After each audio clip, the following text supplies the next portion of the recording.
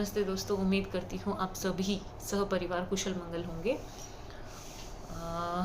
आज जैसे ही result declare हुआ, हमारी सोच अ, हमारे एक महिला के प्रति जो दृष्टिकोण रहता है वो, और एक चीज़ और जो हम सिर्फ़ और सिर्फ़ कहावतों में सुनते आए हैं कि जब तक आप स्ट्रगल करते हो तब तक आपकी आलोचना होना लाज़मी है। कोई नहीं देखता कि आप क्या स्ट्रगल कर रहे हैं, किस तरह की लाइफ़ जी रहे हैं, और जो पीछे का संघर्ष है उसकी कहानी बहुत कम लोगों को पता होती है। लेकिन जैसे ही आप वो मुकाम पा लेते हैं, आप विजयी हो जाते हैं, तो लोगों का दृष्टिकोण बदल जाता है।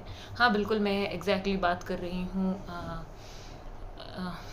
ममता बनर्जी के बारे में ही, क्योंकि इसी फेसबुक पर, इसी सोशल मीडिया पर, इन्हीं चैनल्स पे, यही मीडिया द्वारा हम सभी कितनी आलोचनाएं, कितने तरह के मीमीज़, कितने तरह के कार्टून्स डेली बन रहे थे, उनके बारे में कितनी तरह से वो ट्रोल की जा रहे थे। लेकिन आज जैसे ही रिज़ल्ट डिक्लेयर हुआ, सभी की सोच, बहुत सारी ऐसी पोस्ट हैं जो मैंने स्क्रीनशॉट भी लिए। पहले उनका नज़रिया कुछ और था और आज जैसे ही जीते वो लोग आज उनके बारे में पॉजिटिव बातें कर रहे हैं।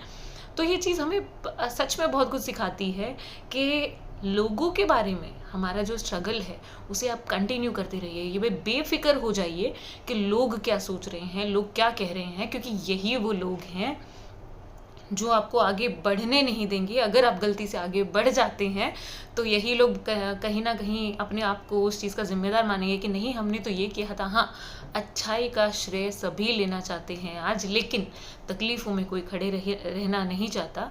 तो आप अपने स्ट्रगल में, मैंने अभी कुछ देर पहले ही ये पोस्ट भी की थी कि आलोचनाएं भी होंगी, उंगलियां भी उठेंगी, लोग गलत भी जाएंगे, और अगर औरत है, लाजमी है कि उसके चरित्र पर भी, क्योंकि हमारा देश आज किस तरह का नज़रिया औरत के प्रति रखता है, अगर वो राजनीति जैसी चीज़ में आगे बढ़ती है या फिर किसी भी जगह, आज तो सिर्फ और सिर्फ पॉलिटिक्स को इस चीज़ में इन्वॉल्व करना बिल्कुल गलत है। लेकिन औरत को अगर कहीं पर भी ठेस पहुंचानी है या औरत को गिराना है तो आप तुरंत बस उसके कैरेक्टर पर उंगली उठा दीजिए, और औरत का क्या है।